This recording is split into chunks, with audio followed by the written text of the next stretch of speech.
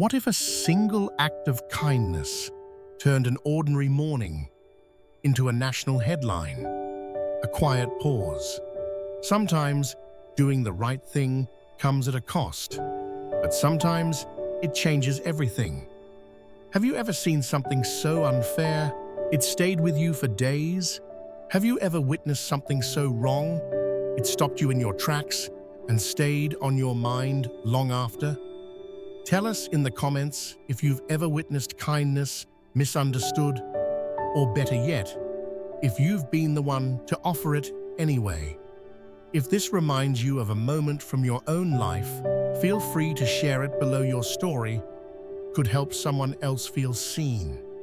Have you ever witnessed someone doing a simple act of kindness only to be punished for it? Not just ignored or overlooked, but actually treated like they were doing something wrong. Maybe you've seen it. Maybe it's happened to you. And if it has, then you'll understand why this story matters so much. This is the story of Marcus Hill, a man who wasn't trying to make a statement or challenge a system. He was just doing what felt right in a quiet moment, helping someone who needed a hand. No cameras, no applause, just heart. But what unfolded from that moment changed more than just his day. It lifted the lid on something deeper. How society treats those who show up with kindness, especially when they don't look the way some people expect.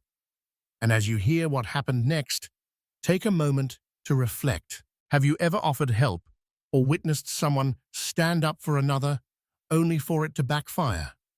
Feel free to share your story in the comments, not for drama, but because sometimes just knowing we're not alone in those moments matters. It was an early morning at Gate B12, a regular flight bound for Atlanta. The terminal was quiet, with just the occasional shuffle of rolling suitcases and the distant hum of a coffee machine.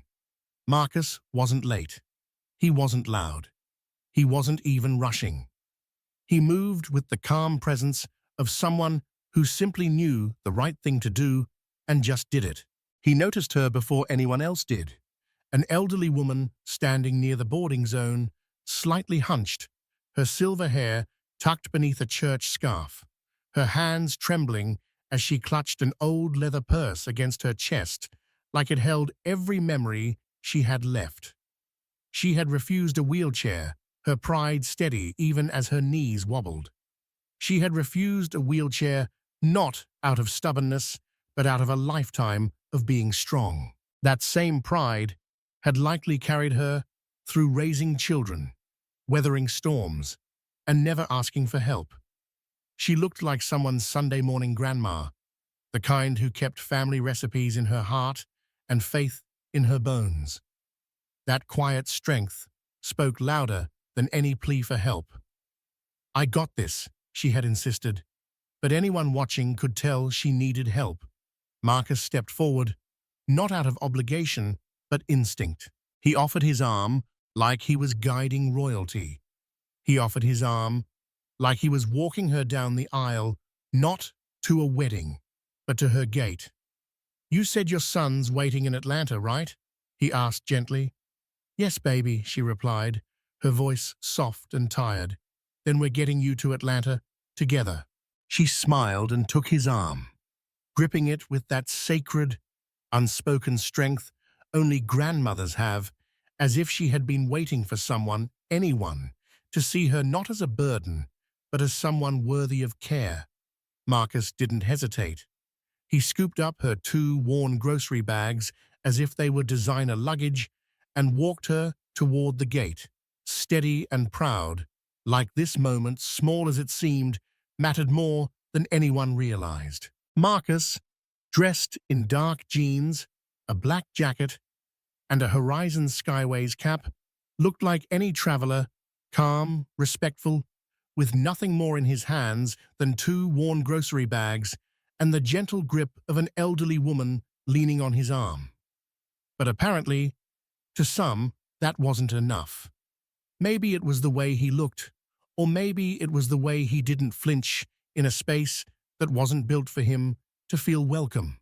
That's when she appeared, a flight attendant with a face as cold as policy, tall, blonde, and holding a clipboard like it was a badge of authority, like it was a sheriff's badge in an old Western movie. She strode toward them with the stiffness of someone more committed to rules than reason. Without so much as a greeting, she cut into the moment.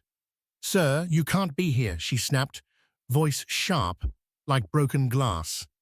Her eyes flicked between Marcus and the old woman like they were part of a security breach. Marcus blinked, confused. "I'm just helping her. This is a restricted boarding zone. Step away from the gate," she ordered, as if she'd caught him doing something criminal, not compassionate. The tone, the accusation, the instant assumption it wasn't about rules. It was about control, about who they expected to see in that space.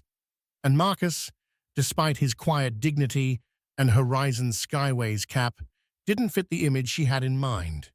To her, he wasn't a helper. He was a problem. And just like that, a gesture of kindness became a confrontation he never asked for. Security was called. The call came swiftly, a press of a button, a flashing red light, and suddenly the moment was no longer quiet. Two uniformed guards began making their way through the terminal, boots echoing off the tile, expressions unreadable. Passengers turned, drawn by the tension thickening in the air. Heads swiveled, conversations stalled. Some simply stared.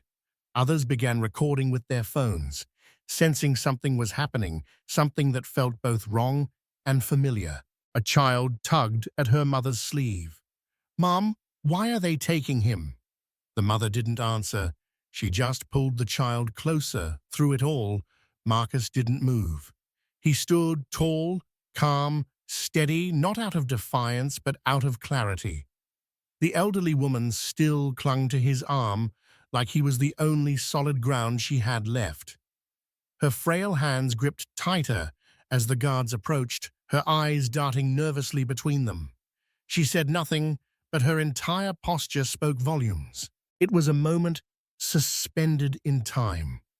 The kind of moment where everyone holds their breath, waiting to see if it will unravel with violence or resolve. But Marcus didn't flinch. He simply offered a calm presence, a quiet resistance wrapped in compassion. And for many watching, that stillness said more than any outburst ever could. "You're a good man," she whispered, her voice fragile and low, as if she was offering a final blessing. Her grip on his arm lingered even as the guards gently moved closer. Marcus gave her one last reassuring nod, not because he was okay, but because she needed to believe he would be. As he stepped away, her eyes didn't leave him, filled with sorrow, confusion, and a silent apology for something she had no control over. The hallway beyond the gate felt colder. Every step echoed with the weight of injustice, and yet Marcus didn't rush. He walked slowly, with his shoulders squared, the same way he had approached her in kindness. Around him, murmurs rippled through the terminal, quiet voices questioning, wondering, recording. But Marcus didn't look back. He wasn't being dragged, but that didn't make it any less heavy. This wasn't just an escort. It was an exile from a moment that should have brought people together, not torn them apart. But that wasn't the end. Marcus didn't shout. He didn't protest. Instead, he walked to a quiet bench near the window, sat down, and exhaled the kind of deep, steady breath that comes from years of being misunderstood. He reached into his backpack, pulled out his tablet, and opened it without hesitation. His fingers moved with precision, not flustered or frantic, but focused. He wasn't scrambling to build a case. The truth was already built. A fellow passenger, a woman in a red hoodie, seated just a few rows back, had filmed the entire interaction. Her footage was clear, steady, and unedited. Frame by frame, It showed everything: the helping hand, the resistance, the escalation, and the shameful outcome. Marcus opened a new email. No emotion, no need for dramatic words. Just the truth, delivered clean and sharp. He typed in the subject line: Passenger Assistance Incident Gate B12. He attached the video, time-stamped, and titled. In the body of the message, he wrote just enough: Video documentation of incident involving passenger support. Submitted for immediate review. He hit send. No drama, just truth. The kind that doesn't need a voice to be heard, only a screen to be seen. 10 minutes later, a woman in a navy blue suit approached him. Her walk was purposeful, her posture straight, the kind of composure that said she had already made several decisions before she even got to him. She wasn't flustered, wasn't guessing she had a mission, and Marcus was at the center of it. Calm, professional. She didn't offer small talk or explanations. She simply stopped in front of him, reached into her blazer, and handed him a lanyard, a simple plastic badge that read, Operations. But it meant much more than that. It was a signal. You want to make this official? She asked, her tone low but firm, like someone who knew this wasn't just a formality. It was a turning point. The air between them shifted. Marcus looked at the badge, then up at her. Realizing she wasn't here to investigate, she was here to acknowledge. Around them, passengers kept moving. But in that moment, everything else seemed to fade. No announcements, no noise, just the quiet understanding that something important had begun. Marcus nodded. He wasn't just a passenger. He was the CEO of Horizon Skyways, and no one had recognized him. Not the flight attendant, not the security guards, not even the passengers who had pulled out their phones. In that uniform moment, with his cap pulled low and his demeanor humble, he had blended into the crowd like any other traveler. But beneath that quiet surface was a man who had spent years building the very systems they all relied on: the boarding gates, the customer service policies, the ethical training manuals. And now, ironically, he had become the example they would study. He had experienced firsthand what it meant to be judged, not for his role, but for his appearance. He slid the lanyard around his neck with a slow, deliberate motion. This wasn't about proving authority, it was about reclaiming truth. In that moment, he wasn't just the CEO of a major airline. He was the living embodiment of the lesson that was about to unfold, one that no policy binder could ever fully prepare them for. The flight attendant, Melissa, who had dismissed him so quickly, was summoned to a meeting room. The air in the room felt heavy, not because of temperature, but because of consequence. Fluorescent lights hummed overhead, illuminating a table with unfamiliar but serious faces. Legal, HR, and operations all sat in silent anticipation. Melissa walked in with forced confidence, her uniform still sharp, her clipboard held a little too tightly. But the moment she saw Marcus, now seated calmly at the end of the table, wearing his Horizon Skyways badge, her posture shifted. Her eyes flicked to the others, trying to gauge just how serious this was. She sat stiffly, clearing her throat. He wasn't authorized, she said quickly, as if getting the words out fast would give them more weight. He was in a restricted area. I followed protocol. But even as she spoke, the room didn't nod in agreement. They just listened. And in that silence, Melissa began to feel what she had made Marcus feel: scrutiny without support, judgment without context. For the first time, she realized this wasn't a routine debrief. This was accountability. But the evidence said otherwise. It didn't whisper, it shouted. It came in the form of multiple angles of video footage captured by passengers who instinctively knew something wasn't right. It showed the elderly woman holding Marcus's arm, not out of confusion or fear, but out of trust. It showed the elderly woman holding Marcus's arm with the kind of trust you don't give easily, the kind earned by instinct, not by titles. It showed the calm in his posture, the steadiness in his voice, and the way the confrontation was initiated without cause. Witness statements poured in voices from people who had been silent in the moment, but felt compelled to speak up afterward. Passengers described what they saw, an act of kindness being distorted into misconduct. And policy? Policy stood on Marcus's side. Nowhere in the regulations did it say compassion was prohibited. In fact, the guidelines encouraged assistance and sensitivity, especially toward elderly or differently abled passengers. Melissa's actions weren't grounded in protocol. They were fueled by assumptions. Her version of authority had no place for nuance, no room for grace. It was prejudice, wrapped neatly in a clipboard and uniform, cloaked in the language of security. Melissa was suspended, pending a full investigation. It wasn't a quiet decision, made behind closed doors. It was swift, transparent, and echoed throughout the ranks of Horizon Skyways. Her access badge was temporarily revoked, and she was asked to leave the premises while the review took place. HR began gathering additional passenger statements, and company leadership made it clear this was not just a procedural review.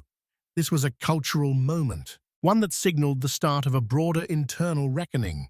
Melissa, who had once felt untouchable in her position, now sat at the center of a conversation far larger than herself, a conversation about responsibility, equity, and the cost of unchecked authority. Her future with the airline was uncertain, but one thing was clear. The company was no longer willing to let silence protect misconduct. Not anymore. Meanwhile, Marcus, or rather Laurent Hill, CEO, addressed his team in a company-wide email. It wasn't a generic memo drafted by PR. It was personal, intentional, and it landed like a wake-up call. Laurent chose his words with care, firm yet respectful, measured but unwavering. He knew this was a pivotal moment, not just for Horizon Skyways, but for every employee who wore its badge. The message was clear. Silence was no longer acceptable, and tolerance for bias, conscious or not, had reached its limit. This is not a PR stunt. This is a cultural correction. Horizon Skyways will not tolerate bias, intentional or unconscious, that compromises our passengers' dignity. We are no longer asking for change. We are committing to it. Alongside the message came a list of actions: mandatory ethics training, a revision of bias intervention protocols, and a review of personnel practices from the ground up. He didn't delegate responsibility, he owned it. The email ended with a bold reminder. We're not just flying planes, we're carrying lives, stories, and communities. And from this day forward, we carry them with greater care. Viral impact. The internet responded fast. The video went viral within hours, spreading like wildfire across social media platforms, news aggregators, and personal group chats. But it wasn't just a viral moment, it was a collective reflection. What people saw wasn't just a man being mistreated for helping. They saw a reflection of stories they had lived but never shared. Ausans began speaking up, sharing their own experiences of being misjudged, ignored, or penalized for doing the right thing. Parents posted about their children being followed in stores. Flight crew members talked about the fear of stepping outside strict rules to be human. And travelers recounted moments where they, too, were seen as threats instead of people. The video became more than evidence. It became a movement. The video became more than evidence. It became a movement. It was played in classrooms, shared in churches, discussed at dinner tables. It wasn't just seen. It was felt. Clips were shown in classrooms. Church groups discussed it during Sunday messages. Community boards used it to spark open forums. It wasn't just trending, it was transforming. Hashtags trended. Influencers spoke out. Journalists requested interviews, and Horizon Skyways found itself in the center of a cultural conversation not just about race or bias, but about accountability and leadership. And for once, someone in power didn't look away. He listened, took responsibility, and let his actions speak louder than any PR campaign ever could. A week later, Laurent returned to Gate B12. No press, no announcement. No entourage or camera crew. Just a man retracing his steps, reclaiming a space that once treated him like he didn't belong. This time, he wasn't there to make a statement. He was there to simply exist, freely, without tension. E-Gate looked the same. The blinking departure board, the faint scent of brewed coffee, the soft murmur of boarding calls echoing in the distance. But the energy had changed. Or perhaps Laurent had. He moved with a quiet confidence, not just as a CEO, but as someone who had shifted the atmosphere through truth. As he walked past the row of seats where he had once sat in silent reflection, he glanced briefly at the spot by the window. The light still streamed in, just as it had that day. Yet now, it felt warmer. Young staff member, barely out of training, judging by his fresh uniform and wide-eyed demeanor, approached him with hesitation. "Mr. Hill?" he asked, voice soft, unsure if he was interrupting. Laurent turned, offered a nod. "I just wanted to say thank you," the young man said. "You changed more than just a policy. You gave people like me a reason to believe we matter here." Laurent smiled gently. "We all matter. Sometimes the world just needs reminding." He turned back toward the terminal, not with a mission, but with a quiet peace. A man no longer demanding to be seen, but simply standing in the light he had helped create. "My sister stood up for someone once," the young man said, his voice catching for just a moment as the weight of memory passed through him. She was fired for it. Nobody backed her up. Nobody listened. She kept asking herself if she should have just stayed quiet, just followed the script like everyone else. Paused, looked away briefly, then back to Laurent. "But when we saw your video, she cried. Not just because of what happened, but because someone with power finally stood up and said, 'This isn't okay,' she said. Someone finally said it out loud." He took a breath, eyes glassy but determined. "You didn't just speak for yourself. You spoke for everyone who's been punished for doing the right thing. That matters more than you know." Laurent nodded. "She wasn't wrong," he said. "She just showed up a little too early. People like her set the stage." This isn't just a story about race. It's about dignity, about how kindness shouldn't come with suspicion. It's about what happens when people in power finally listen and take action. It's a reminder that sometimes the most transformative moments don't start with grand gestures, but with quiet resistance and compassion in the face of injustice. This story calls on all of us to observe more closely, to act more courageously, and to lead with empathy, whether we wear a badge, a uniform, or none at all. Because the world doesn't change when policies are written. It changes when people choose to see each other differently. And if any part of this journey reminded you of something you've experienced or witnessed, we'd be honored if you shared it in the comments. Not because you have to, but because stories like yours help light the way forward for others. Lessons from Flightgate Injustice. This story isn't just about prejudice or power, it's about compassion, human dignity, and the courage to do what's right, even when it's misunderstood.